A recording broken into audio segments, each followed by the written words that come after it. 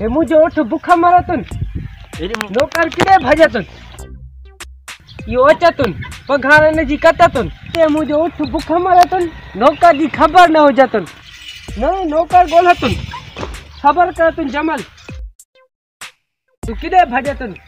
सेठ साहब तुम मुझको इतना क्यों छिकतुन? छाजी पघार वठतुन मैं जमल दी खिदमत करतुन। साडो जमल बुखा मारतुन तू घुमतुन अपने पेट दी करतुन।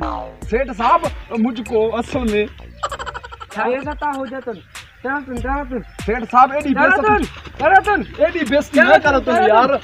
तरतुन सेठ साहब सेठ साहब मेरी गाल तो सुनो तो ना। नहीं वारी नहीं सुनो तुम। सेठ साहब जा तुम सेठ साहब मेरी क्यों नहीं सुना तुम यार? मेरी नजड़े गोठ बाल हो जातुन। ये सच्चा हो जातुन? सच्ची गाल करतुन। खुदा दा कसम खातुन। मैं खुदा दा कसम के मैं तोड़ा कसम खांदा पिया साईं। ठीक हो जातुन। मेरी अगली बार शादी जमल दा ख्याल रखतुन। मैं तोड़े जमल खादा टाइम ते पहुंचावतुन।